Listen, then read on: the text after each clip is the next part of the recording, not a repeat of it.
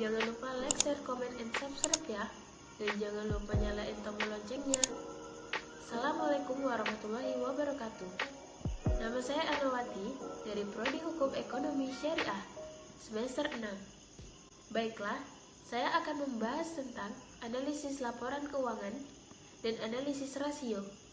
Tujuan dari tugas ini untuk memenuhi materi mata kuliah analisis laporan keuangan.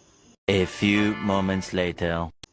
Baiklah, saya akan membahas materi yang pertama, yaitu tentang analisis laporan keuangan. Pengertian analisis laporan keuangan. Analisis laporan keuangan merupakan sesuatu metode atau teknik yang digunakan untuk melakukan pemeriksaan menyeluruh terhadap laporan keuangan. Umumnya, analisa ini digunakan oleh perusahaan atau organisasi dalam memeriksa seluruh jenis laporan keuangan secara berkala. Melakukan analisis ini sangat penting karena dapat melihat stabilitas keuangan bahkan menghitung untung rugi sebuah perusahaan. Dalam melakukan analisa keuangan, seorang analisis menguraikan tiap komponen-komponen laporan keuangan agar bisa mendapatkan informasi secara detail. Informasi-informasi terhadap komponen laporan keuangan ini sangat penting untuk mengetahui kondisi keuangan dari sebuah perusahaan, sehingga dapat dijadikan suatu rujukan dalam sebuah pengambilan keputusan. Jenis analisis laporan keuangan. Yang pertama, analisa tren. Jenis analisa yang pertama adalah analisa tren atau yang lebih umum disebut sebagai analisa time series. Jenis analisa ini biasanya digunakan oleh manajer keuangan untuk melihat kinerja sebuah perusahaan dari satu waktu dibandingkan waktu yang lain. Untuk melakukan jenis analisis ini, seorang akuntan atau manajer keuangan menggunakan histori data dari laporan keuangan. Dalam melakukan analisa tren, biasanya seorang manajer keuangan menggunakan metode analisa rasio keuangan. Metode analisis rasio keuangan ini menggunakan perbandingan rasio dari laporan keuangan yang sudah pernah dibuat pada tahun-tahun sebelumnya. Dengan mengetahui rasio dari laporan keuangan yang ada, seorang manajer dapat memenuhi performa dari suatu perusahaan serta langkah antisipasi ke depannya. Yang kedua, analisa common size.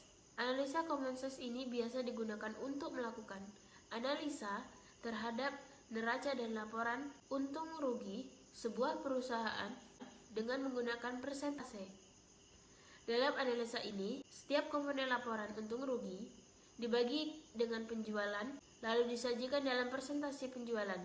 Sementara komponen neraca dibandingkan dengan total aset dan disajikan sebagai persentase total aset. Format persentase ini menggunakan metode perbandingan dan bukan angka absolut. Format ini jauh lebih mudah untuk dibuat dan dimengerti oleh seorang manajer keuangan. Jenis analisa ini sangat memudahkan seorang manajer atau akuntan keuangan untuk mengetahui laporan untung rugi karena disajikan dalam format yang sederhana dan mudah dimengerti. 3. Analisa persentase perubahan.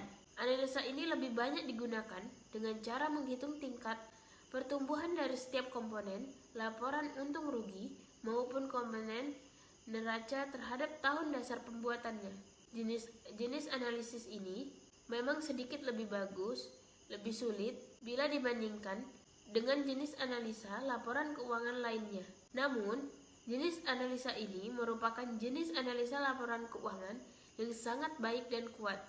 4. Analisa industri. Dalam jenis analisa ini melibatkan perbandingan kondisi perusahaan terhadap perusahaan lain yang bergerak pada industri yang sama. Tujuannya adalah untuk mengetahui cara perusahaan melakukan investasi finansial bila dibandingkan dengan perusahaan yang lainnya.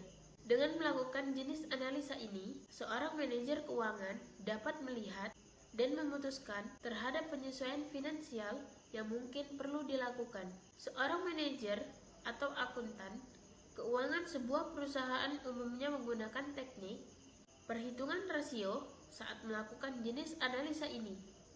Dalam melakukan perbandingan, seorang manajer atau akuntan keuangan harus mengetahui rasio rata-rata sebuah perusahaan yang dibandingkan dengan perusahaan yang lain bergerak pada industri yang sama. Kemudian, perbandingan rasio tersebut harus dihitung dengan metode yang sama. Berikutnya, ada jenis laporan keuangan yang bisa dianalisa. Yang pertama, neraca. Neraca dalam dunia akuntansi merupakan sebuah laporan keuangan dari suatu perusahaan. Dalam laporan neraca akan terlihat kondisi keuangan perusahaan pada waktu-waktu tertentu. Beberapa komponen yang terneraca. Neraca dalam dunia akuntansi merupakan sebuah laporan keuangan dari suatu perusahaan. Dalam laporan neraca akan terlihat kondisi keuangan perusahaan pada waktu-waktu tertentu. Beberapa komponen yang terdapat dalam neraca adalah data histori dari aktiva yang sama. Data tersebut menunjukkan setiap sumber keuangan atau modal baik yang berasal dari pemegang modal atau utang kewajiban perusahaan. 3. Laporan perubahan posisi keuangan. Pada laporan perubahan posisi keuangan, seorang manajer atau angkutan keuangan dapat melihat asal dan bagaimana kas tersebut digunakan. Atau dengan kata lain, seorang manajer dapat melihat setiap sumber dan bagaimana dana perusahaan digunakan. Adanya laporan ini sangat penting bagi seorang manajer atau akuntan untuk melakukan analisis laporan keuangan terhadap perubahan dan arus kas perusahaan. Yang kedua yaitu analisis rasio. Analisis rasio untuk menilai kinerja bank dengan menggunakan rasio keuangan dan rasio lain.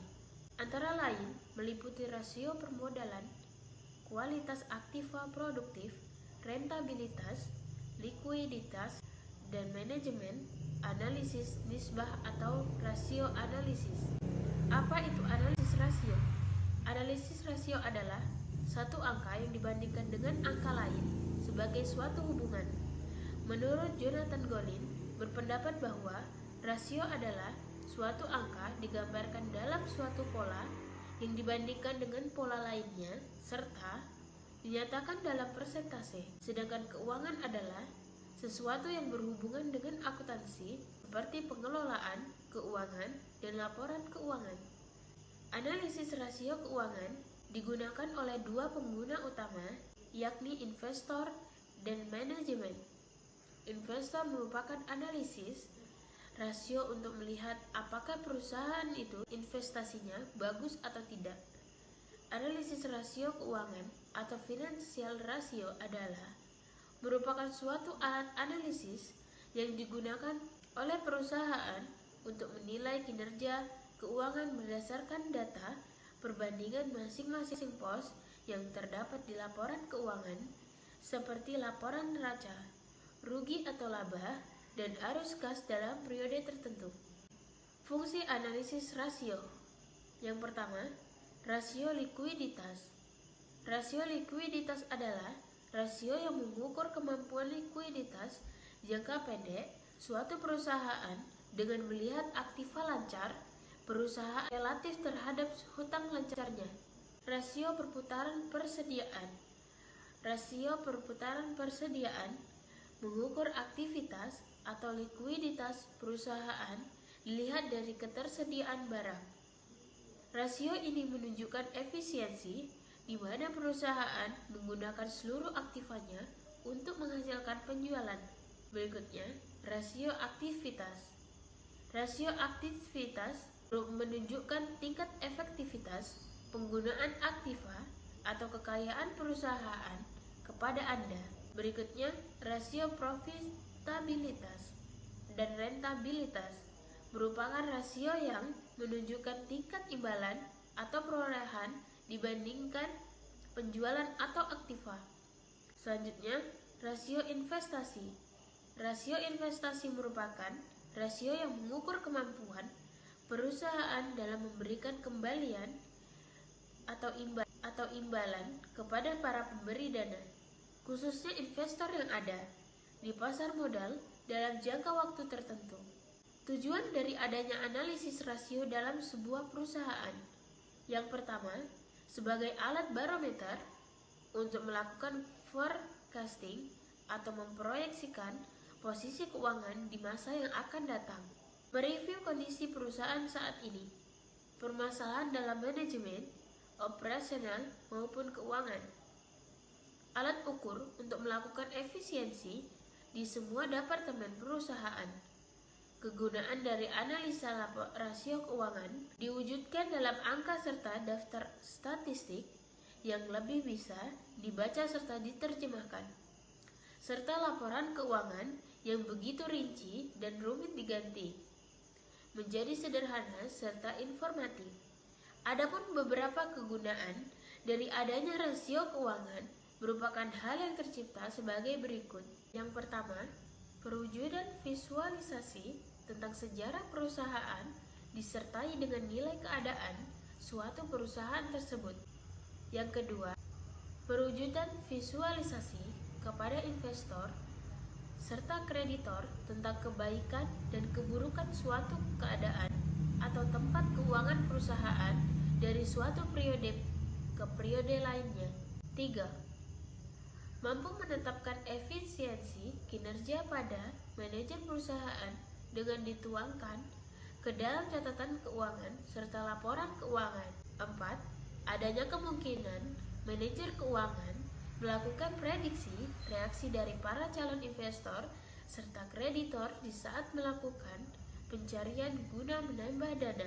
5. Mampu mewujudkan perbuatan keputusan, adanya pertimbangan serta melakukan prediksi berdasarkan tren pasar dengan pencapaian perusahaan serta prospek yang akan terjadi nanti di masa datang. 6. Standarisasi ukuran penilaian perusahaan agar memudahkan untuk memahami posisi perusahaan yang berada di kalangan industri lainnya. Baiklah, itu tadi materi dari saya. Jika ada salah saya mohon maaf. Assalamualaikum warahmatullahi wabarakatuh.